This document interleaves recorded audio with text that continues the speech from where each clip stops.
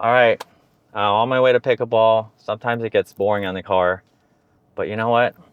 I have someone to keep me company. Leigh Waters. What's up? Hey, Leigh. Yes. Thank you for joining me. Of course, this is fun. You know what, Leigh? The first time we met, do you remember? The very first time? Was it at the U.S. Open? It was at the U.S. Open. Yeah. So not only do we have like history just like knowing each other, but we played against each other. We did, and this was like U.S. Open, like OG U.S. Open. Yeah, this is like way back. This is like dinking until you die U.S. Open, and then Leigh, and then the Waters came in, and then they changed the game. There wasn't a lot of dinking when I was at that U.S. Open, I'm sure. In fact, my partner didn't believe in dinking either, if you recall. I know. I know. We got. It was really tough. We were playing against two high-level bangers, but it worked. But no. So I met you there. I met your daughter there, Anna-Leigh, obviously, and you know, you guys came out to the tournament that we ran. Katrina and I. We did. I think Anna-Leigh was maybe around 12 at that time. That sounds about right. And she played 4 or 5 with Caden. We've talked about that on the podcast. Yeah, and that was fun. one of the questions that I have for you, Leigh, because you know, obviously you're more in a coaching role, mom role now. But when did you, or did you ever think about, like, Anna-Leigh, did you ever, like, everything that's happened, it's been amazing for her journey. Did you ever think that would even be possible, or? Not really, because like when we met you, and even like through 2019 when we won our first like big major tournament at nationals, like we were doing it for fun. Yeah. You know, there weren't a lot of like juniors involved in the game at that point. Like Anna, there weren't a lot of, like, you were probably one of the youngest people playing too at that time. I was. Yeah, totally. And like we were just playing for fun, and we didn't really see like the sport blowing up exactly like it did. You know, we were hopeful, but we didn't really like foresee it. And also like I knew that Anna-Leigh was like a good athlete, and that obviously she was good at pickleball because she was 12 and competing like at the top level. But but like I didn't foresee necessarily that she would be able to become what she has in the sport. Yeah. And I think that's like, it's kind of amazing because it was so unexpected. And I think also like there was never any pressure. Like we played for fun. She developed her skills, like no pressure from me, no pressure from Steven. She just did it. And then she was just able to kind of like create what she is on her own, you know, with some help, but on her own. Yeah, no, that's super awesome. I mean, it's been incredible to see her and her journey. You know, a lot of people have gotten into the sport kind of recently. They don't even know that you used to play with her. I know. And win a lot. But yeah, what are you the most proud of? And you know, me as a parent now, like our oldest is 8, and I think that's crazy. I think when you met him, he must have been very, very small. Yes. But what makes you the most proud, and how is it coaching a really high level player, one of the top players in the world? Because you know, maybe one day I'm blessed to do that. But how is that?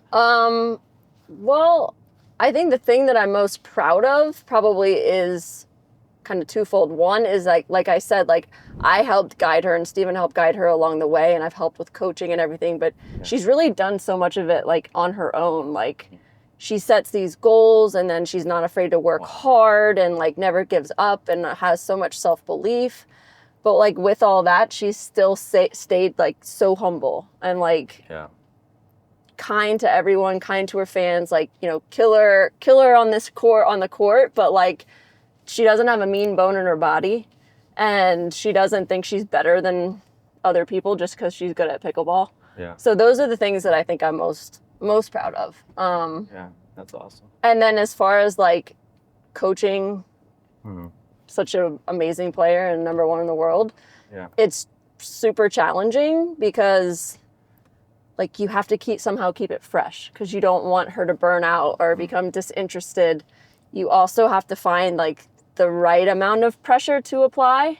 Yeah. You know, the right amount of like holding her accountable, but not to the point where she's afraid to play, or like doesn't want to play, or she starts to like get mad at you or not want to be, not want you to be her coach. So there's a lot of like balancing. Plus I got to figure out how to still be her mom. Yeah. So, or you be the dad if you end up coaching one of your kids. Yeah. So there's a lot of like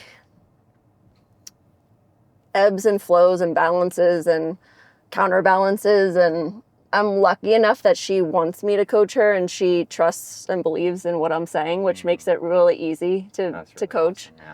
Awesome, yeah. So yeah, it's not easy. It is not a walk in the park. We rarely fight, but every once in a while, of course we do. And then, like I said, like she's still at home with us, and so I still have to be a mom, and so it's just finding like the boundaries. Got it. Yeah. No, that's really awesome. Yeah, so I coach a lot of players. Yeah. Obviously, most of the players I coach are amateurs. I'm starting to coach 5-0 plus players, Yeah. qualifiers and things like that. When you're talking about coaching somebody who's not only number one in the world, but obviously you can't do what she does.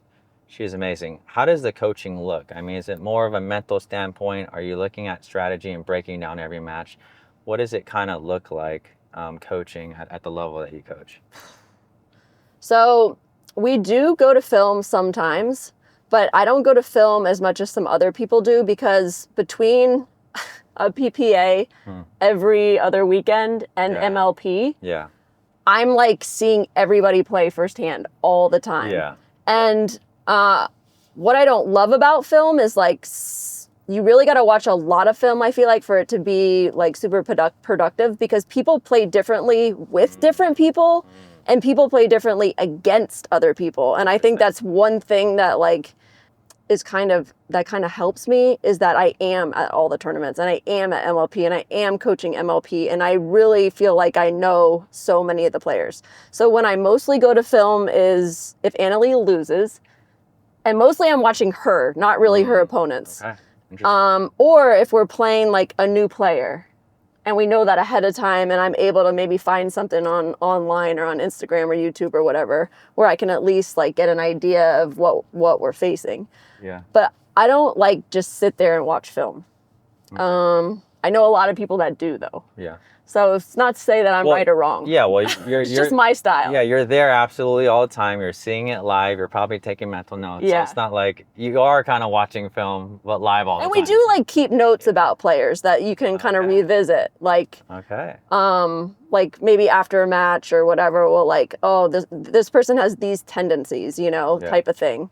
But everybody's like changing their game too and working on their game and creating new shots, and so you're not every time you play the same player, you're not necessarily playing the same player, because they've also kind of might have watched film against you and changed up their strategy, and it's forever changing. Yeah. It really is. Yeah, that's awesome. One of the things that a lot of people talk about Anna-Leigh, not only her physical ability and all that, but obviously her mental game. Being so young, being able to compete, it's absolutely amazing. What do you think about the mental game? How important that is for players, and how does she work on that? I mean, is there any advice that you could give to players that? Well, one thing is that I think the mental game is the most important thing. 100%. I think it is, because everybody is really good. Everybody's athletic.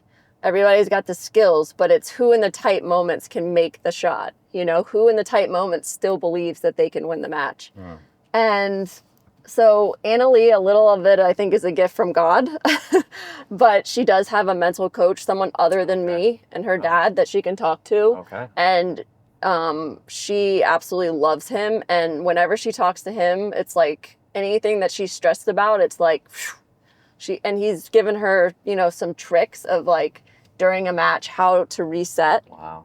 And the things to think about and the things to not think about, and kind of taught her how powerful the brain is. Yeah. So if you're telling yourself, whether verbally or, inside your head, negativity, like I suck, or what about shot, or like, how did you do, like your brain is basically telling your body you can't do it. And then you can't do it. Yeah. So the minute you've said it out loud, you believe it. And so he's really taught her how to never let negativity and the things to say when like maybe you've hit a bad shot, or how to reset in the match. And you know, she's multiple times, whether it's in singles or mixed or women's, been down 10-4 in the third or whatever, and she'll come over on the last timeout, and she, even if I don't believe, of course I wouldn't say it out loud, but even if I think the match is over, she never does. Wow. She always comes over and says, what can we do? We're not losing this match. It's just, positivity is the most important thing. And just believing and figuring out how to build that mental strength. That's really awesome. So yes, I think it's really important. Okay. Well, Leigh, I know you only got a little bit of time left. What do you guys do on the or off the court, like you as a mother and daughter, to kind of we both love shopping, which is bad. But like, we have a lot of fun. Leigh loves to cook. You might have seen some of her. Yeah, if you go on her Instagram. No, I'm not on Instagram. She cooks, like, our deal is what's she the cooks. best dish? What do we got She makes here? so many. She cooks, like, pretty healthy. She's pretty healthy. She cooks this, like, chicken broccoli rice casserole thing that is, like, absolutely insane. It's my favorite thing that she makes. It's not that bad for you. It's a really good tournament meal, actually. She just made it the other night here. So she's really good at cooking. We kind of have this thing, like, she's like the main cook and I'm sort of like the sous chef. Oh, okay. And then I am always the cleaner upper. But that's something we like to do together. That's awesome. I mean, she likes to just, because she rarely gets downtime, so a lot of times she just likes to, like, go lay in her room and watch some Netflix or do whatever just to sort of unwind, you know, and just decompress. But yeah, that's kind of like our thing. Okay. We're super close, like, on and off the court, so I'm really blessed that we're able to have that relationship. Yeah. All right, last question. Give me one parenting advice. Come parenting on, advice. I got 3. Okay, I'll tell you. I decided, my parents, when I was coming through the tennis ranks as a junior and through college, my parents, like, did everything they could to help me, like, get to practice, make sure I had the equipment, like, help me pick the best coaches for me, like, help make decisions. Yeah. But they never put pressure on me. They never yelled at me if I lost a match. They never, they let me kind of forge my way on my own, and they did everything they could to make sure I succeeded, but they didn't ever put that, like, crazy parental pressure on me, and I really appreciated that. Yeah. And so that's why I never did that to Leigh either. Yeah. And I let her make her own decisions and pick her own sports, and, like, even to this day, like, I don't know if I've ever even, like, really planned, like, a practice day for her. Like, she does it all on her own, schedules all her training, tells me when to show up at the court. Like, it's kind of all on her.